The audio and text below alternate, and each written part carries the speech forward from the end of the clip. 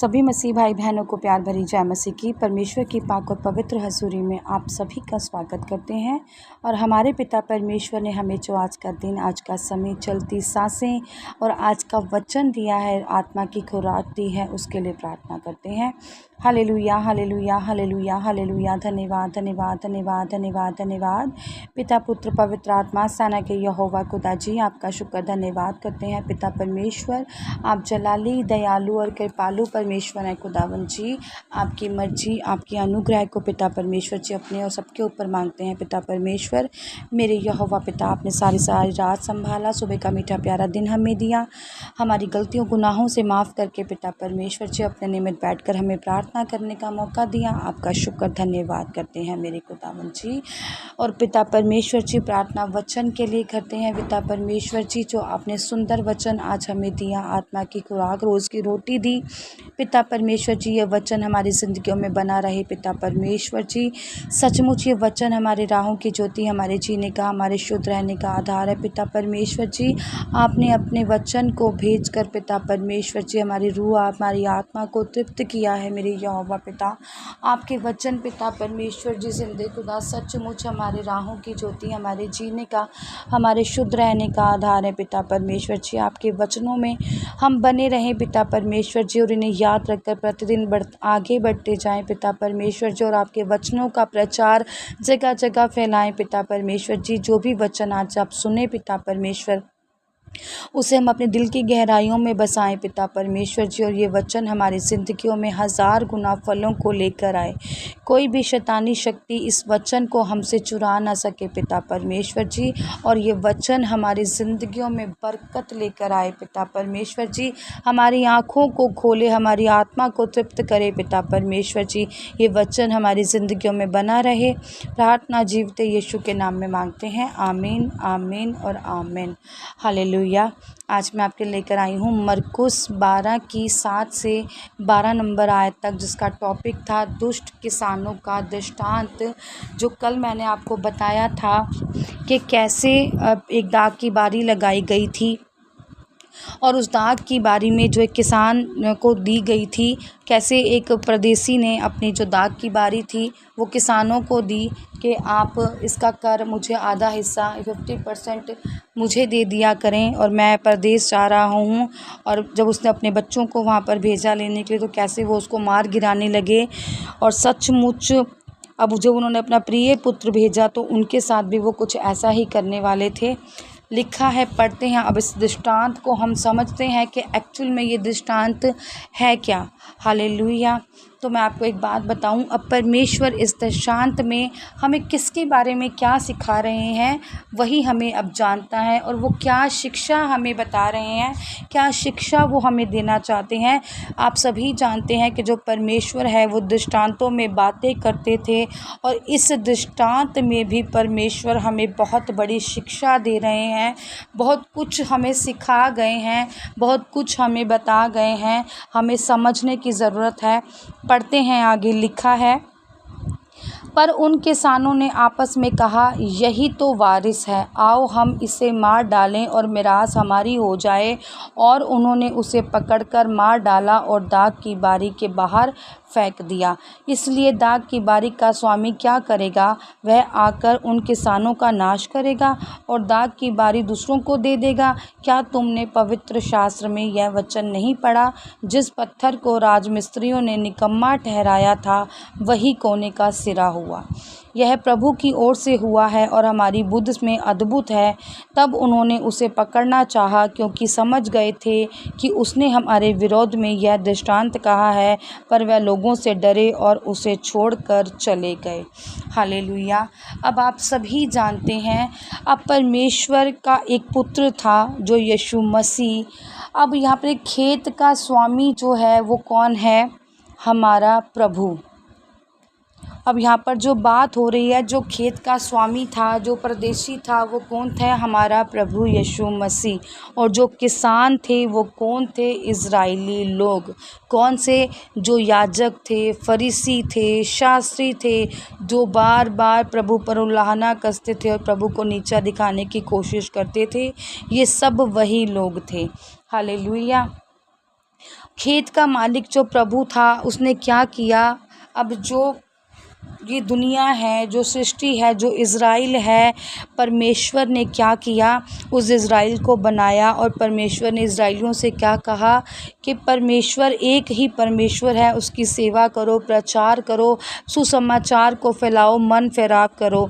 और क्या किया जब खेत का मालिक उसने प्रभु को, तो उन्होंने क्या किया, जो इज़राइली लोग थे, जो याजक और फरीसी और शास्त्री थे, उन्होंने क्या किया, परमेश्वर ने उनको एक दाग की बारी दी, मतलब इज़राइली दिया कि इज़राइली लोगों को सही रास्ते पर चलाएं, शिक्षाएं दें, प्रचार करें, सही बातें उनको बताएं। पर इन याजकों और फरीसियों ने क्या किया कि जो भी भविष्यवक्ता परमेश्वर ने भेजे, परमेश्वर ने जो खेत में, ये जो खेत था, जो किसान ने बारी थी, परमेश्वर ने अपने भविष्यवक्ता वहाँ पर भेजे थे, अपने दास वहाँ पर भेजे थे, अलग अलग के जाओ, प्रचार करो, मन फिराव का प्रचार करो, दुखियों की सेवा करो, बीमारों को चंगा करो।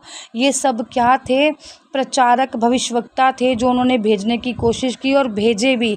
पर इन लोगों ने क्या किया, एक एक करके उन्हें पीटा, उन्हें मारा, उन्हें शर्मिंदा किया और उन्हें दाग की बारी से बाहर निकाल दिया।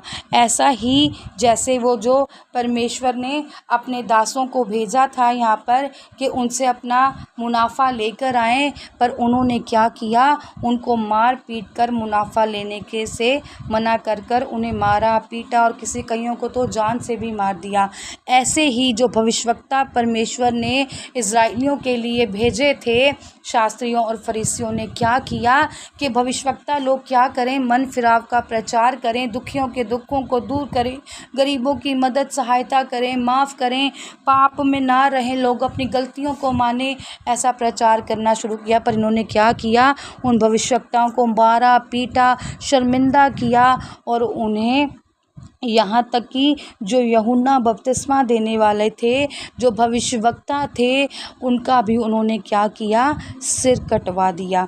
इसी दृष्टांत में परमेश्वर यहाँ पर बात कर रहे हैं कि परमेश्वर ने बहुत से भविष्यवक्ता भेजे, पर इन यात्रियों इस्राएलियों ने क्या किया, उन भविष्यवक्ता को भी स्वीकार नहीं किया और उन्हें भी मार डाला।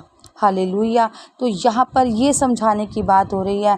अब उन्होंने कहा कि जो ये किसान हैं वो आपस में बात कर रहे थे कि जो वारिस, अब जो यीशु मसीह था वो कौन थे, वो वारिस थे। कहते हैं आओ हम इसको भी पकड़कर और इसको भी मार डालते हैं ताकि ये सब क्या हो जाए, जो सारा मीरास है वो क्या मिल जाए, हमें मिल जाए। सारा इज़राइल कह लो या सारी सृष्टि कह लो, वो क्या हो जाए, हमें मिल जाए और ये दाग की बारी क्या हो जाए, हमें मिल जाए। हम पकड़ कर इसको भी मार डालते हैं। हालेलुया। ऐसा उन्होंने मन में विचार कर लिया और ऐसा ही वो कुछ करना चाहते थे। तो परमेश्वर जो यहाँ पर समझाना और बताना चाह रहे हैं कि दृष्टांतों में परमेश्वर ऐसे हमसे बातें करते थे कि जो शास्त्री फरीसी वहाँ के थे वो इतने ज़्यादा कह लो कि अपराध में थे, या इतने ज़्यादा वो निर्बुद्ध हो गए थे, या उन्हें किसी भी चीज़ की समझ नहीं लग रही थी, या उन्होंने अपनी ही मैं बना रखी थी, बस मैं ही हूँ जो भी हूँ और मेरे सिवा और कोई भी नहीं है, या हमारे सिवा और कोई भी नहीं है। वो प्रभु तक का भी अनादर करते थे, प्रभु यीशु मसीह को भी मार डालना चाहते थे। पर अभी प्रभु यीशु मसीह के काम थे जो उन्होंने करने थे, अभी वो समय नहीं आया था कि ये उस पर जीत पा सकते। और ये आज से नहीं, ये तब से ही चलता आ रहा था जब परमेश्वर ने सृष्टि में आए। तब से ही जो याजक और फरीसी थे वो प्रभु को क्या जानते थे, गलत जानते थे, उनकी शिक्षाओं को तुच्छ समझते थे और अपने आप को ही वो ज्ञानवादी जानते थे। हालेलुया। अब वो कह रहे हैं, अब वो जो स्वामी था वो क्या करने वाला था, अब जो स्वामी था वो क्या करता, वो उनको समझाने के लिए ही, उनको बताने के लिए ही, इसीलिए परमेश्वर ने जो कहा है जो दुश्मन भी हैं उनको क्या करो, माफ़ करो और शिक्षा दो कि वो क्या करें, समझ जाएं। अब लिखा है कि जिस पत्थर को राजमिस्त्री ने निकम्मा ठहराया था वही कोने का सिरा हुआ। अब ये जो महायाजक अपने आप को जो बड़े विद्वानी जानते थे, इन्होंने परमेश्वर को राजमिस्त्री जो बने हुए थे, इन्होंने परमेश्वर को क्या जाना? निकम्मा। जैसे राजमिस्त्री एक पत्थर को निकम्मा जान लेते हैं, पर वही पत्थर क्या होता है? नींव को मजबूत कर देता है। जो हम मीनार बनाते हैं उसमें वो मजबूती ले आता है, या कहें कि पिलर का काम करता है। तो यहाँ पर राजमिस्त्री कौन थे? वही शास्त्री और फरीसी, और वो यीशु मसीह को क्या जान रहे थे? निकम्मा पत्थर। पर वही जो निकम्मा पत्थर ये जान रहे थे, वो क्या बना? कोने के सिरा हो गया, पिलर बन गया। सारी सृष्टि का वो पिलर बन गया, सारी इज़राइलियों का वो पिलर बन गया, और उन्हें बचाने के लिए मसीहा के रूप में खड़ा हुआ। और कह रहे हैं ये सब किसकी ओर से हुआ? प्रभु की ओर से है ये सब। और जो ये क्या है, हमारी दृष्टि में क्या है? अलग है, अद्भुत है। हम ये सोच भी नहीं सकते कि ये बातें कहाँ से आती हैं, ये प्रचार कहाँ से आता है, ये बाइबल में शब्द कहाँ से लिखे हुए हैं, ये कोई नॉर्मल व्यक्ति समझ भी नहीं सकता। हालेलुया। तब उन्होंने उसे पकड़ना चाहा। जब वो जान गए थे कि ये हम जो दृष्टांत है वो हमारे ही विषय में बात कर रहा है, वो हमारे ही विषय में कह रहा है, क्योंकि वो समझ गए थे कि वो हमारे ही विरोध में ये दृष्टांत को कह रहा है, उसने ये बातें हमें ही लगाई हैं। जैसे कहते हैं ना, एक पंजाबी विच बड़ी सोहनी कहावत है, कहना धी नूं ते सुनाना नूं नूं। यहाँ पर यही चीज़ हो रही थी कि जब उनको पता लग गया कि ये हमारे ही बारे में बात हो रही है, तो वह लोग उसको मारना चाहते थे, उनकी उल्लाहना करना चाहते थे, उन पर पत्थर बरसाना, कोड़े मारना चाहते होंगे उसी क्षण। पर उन्होंने क्या किया? लोगों से वो डर गए। जो बाकी विश्वासी इज़राइली लोग थे, शायद वो उनसे डर गए और इसको वहीं पर छोड़कर चले गए। ये बात उन्होंने वहीं ख़त्म कर दी।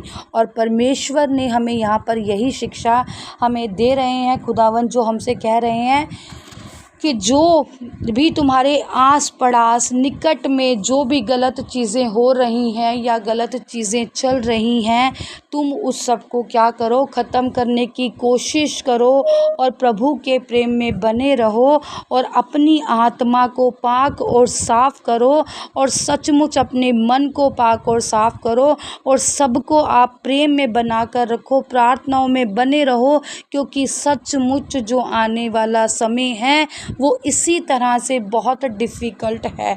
ऐसे ही समय आने वाला है, सचमुच ऐसा समय आएगा कि जब हम बाइबल को लेकर बैठे होंगे और हमारा पढ़ने को मन नहीं कर रहा होगा। हम प्रार्थना में बने रहने की कोशिश कर रहे होंगे, पर हमसे प्रार्थना नहीं हो रही होगी, और दृष्टांत समझाने वाला हमें उस समय पर कोई नहीं होगा। पर कौन हमारे साथ होगा? हमारे वचन जो हमें याद रहेंगे, जो हमने सुने होंगे। अगर हम उस वचनों को पकड़ कर रहेंगे तो हम कभी भी धोखा नहीं खाएंगे। हालेलुया। परमेश्वर इस वचन के आधार पर आप सबको ब्लेस करें, आप आशीषित रहें। और सचमुच मेरी आपसे प्रार्थना है कि आप वचनों को रोज़ पढ़ें, और ताकि आप सीखें और मुश्किलों की घड़ी में वचनों को आप हथियार बनाएं, और सच्चे जीवन को आप पा जाएं, और स्वर्ग राज्य के आप अधिकारी हों। इसलिए सचमुच स्वर्ग का राज्य निकट है, प्रभु का आना निकट है। अपने मन को फिरा लें और सचमुच खुदा से प्रेम करें, दुश्मनों से प्रेम करें, एक दूसरों के लिए प्रार्थनाएं करें, अपने मन मुटाव मनों से ख़त्म कर लें, अपने भाइयों के जायदाद के लिए लड़ना छोड़कर उनसे प्रेम कर लें, क्योंकि सब कुछ देने वाला खुदा है। अगर आज आप अगर अपने भाई को ज़्यादा भी दे देते हैं तो आप यकीन मानो परमेश्वर आपको दुगना देगा। पर लड़ाई कलेश से आप लोग बचो, अपने मन को फिराओ, प्रभु के वचनों पर विश्वास रखो, प्रभु के कहे पर विश्वास रखो कि तुम्हें अपने विषय में चिंता करने की ज़रूरत नहीं है, क्योंकि तुम्हारा पिता तुम्हारी चिंता करता है। हालेलुया। सभी मिलकर अपने घुटनों पर आकर अपने सिर को झुकाकर परमेश्वर से प्रार्थना करते हैं। हे खुदावंद पिता परमेश्वर जी, स्वर्ग का राज्य निकट है पिता परमेश्वर जी, हमारे मन को फिराओ पिता परमेश्वर जी। आज जिनके भी मनों में कोई कड़वाहट है और वो चाहता है कि मेरे मन से ये कड़वाहट निकल जाए। और पिता परमेश्वर आपको माफ़ करें, जो भी आपसे गलतियाँ गुनाह हो गए हैं, जो आप नहीं करना चाहते थे वो आपसे हो गया है। तो अपने घुटनों पे आकर सिर को झुकाकर आज परमेश्वर से मांगें। आज परमेश्वर आप सबको क्षमा करेंगे। एक नया शांति वाला पाक पवित्र हृदय आपके मनों में देंगे। आपके दिलों में एक पाक पवित्र हृदय वास करेगा और सचमुच आप स्वर्ग राज्य के अधिकारी होंगे।